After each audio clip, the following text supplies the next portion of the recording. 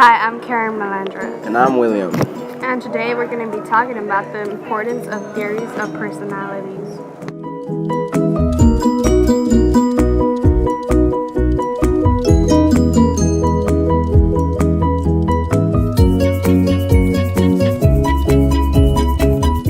Well, you may be asking yourselves, what is that?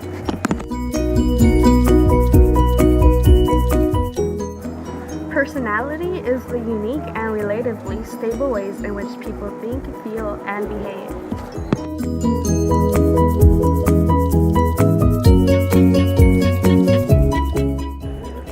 There are four main perspectives in personality theories. The first being psychodynamic perspective, introduced by Simic Feud, focuses on the role of unconscious mind in the development of personality and on biological causes of personality and differences. The second main perspective is the behavior and social cognitive, based on the theories of learning, focuses on the effect of the environment on behavior. The third, the humanistic perspective, first arose as the reaction against the psychodynamic and behaviorist perspective and focuses on the role of each person's conscious life experiences and choices in the personality development. The last personality theory is called trait perspective. This one is different from the other goals. The psychoanalytic, behaviorist, and humanistic perspectives are all the ones that explain the process that causes personality to form into its unique characteristics.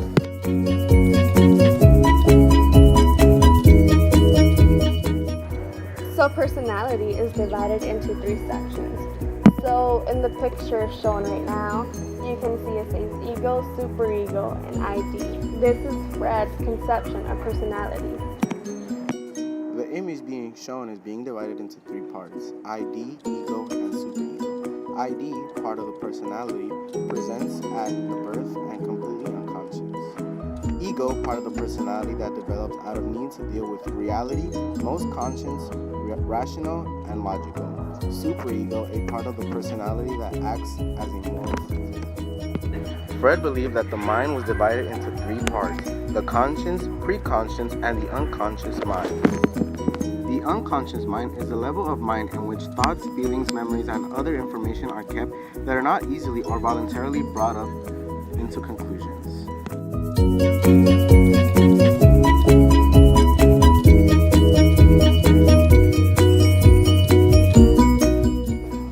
Still confused? Well, think of it as a cartoon. The ID is the little devil, the superego is an angel, and the ego is the cartoon character caught in the middle.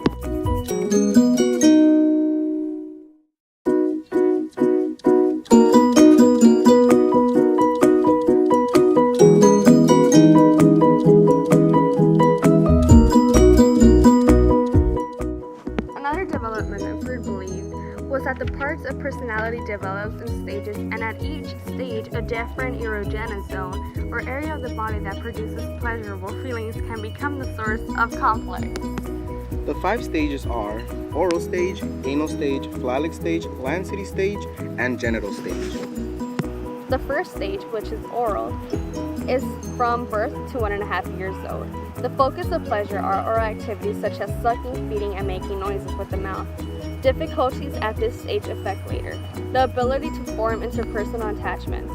Basic feelings about the world, the tendency to use oral forms of aggression such as sarcasm, optimism, and pessimism. Tendency to take charge or be passive. The anal stage is from 1.5 to 3 years old. The focus of pleasure is bowel and bladder control. Difficulties at this stage affect later are sense of competence and control, subordinateness or willingness to go along with others, neatness or messiness, punctuality or tardiness. The next stage is called phallic. This is from 3 to 6 years old.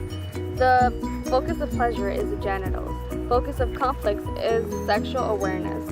Difficulties at this stage affect later, such as identification with same-sex parent and pride or humility. The fourth, latency, is from 6 years old to puberty. The focus of pleasure is social skills such as ability to make friends and intelligence skills, dormant periods in terminal or psychosexual development. The difficulties at this stage affect later are the ability to get along with others. The last psychosexual stage is called genital. Age is puberty, the death. Focus of pleasure is sexual behavior. Difficulties at this stage affect later, such as immature love or indiscriminate hate, uncontrollable working, or inability to. On a new topic, Bandura's reciprocal determinism and self-efficiency.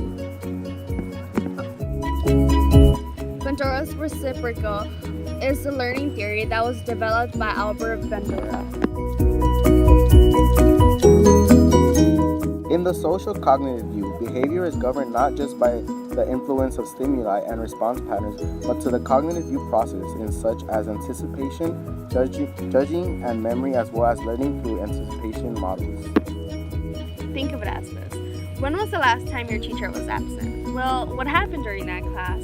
Maybe there were students acting up and not listening, right? Well, relate this to social cognitive view. It is when a personality changes from one way to another.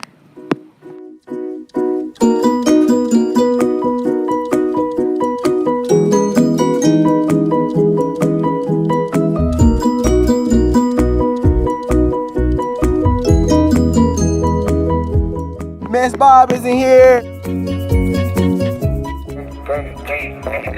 I got broads in Atlanta. She's a in the family. Credit cards in the scams. Getting the licks in the Alright guys, I'm back.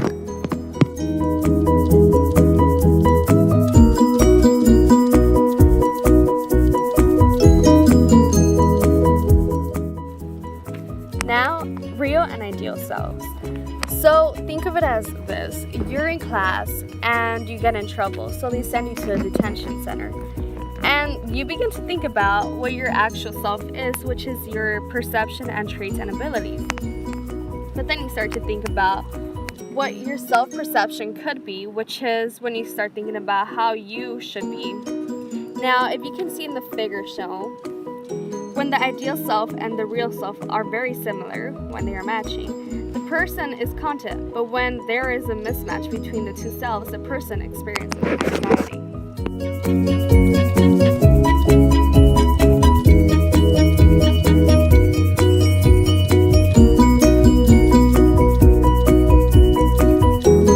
I can't believe I did that. Next time, I'm gonna behave so much better. In this figure, it is known as the personality characteristics.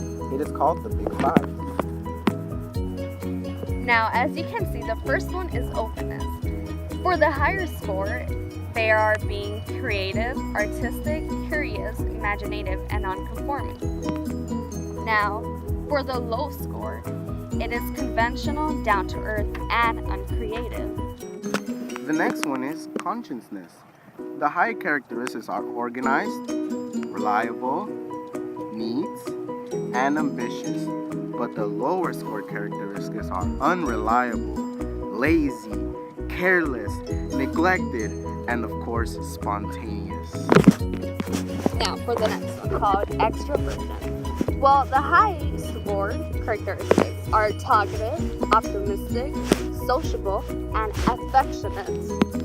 Now, for the low score characteristics, it is being reserved, comfortable being alone, and stays in the background. The fourth is agreeableness. The high characteristic score is good-natured, trusting, and helpful. For the low characteristic score, it is being rude, uncooperative, irritable, aggressive, and competitive. Now, last but not least, neuroticism. For the high score characteristics, it's being worrying, insecure, anxious, and temperamental. Now, for the low score characteristics, it's being calm, secure, relaxed, and stable.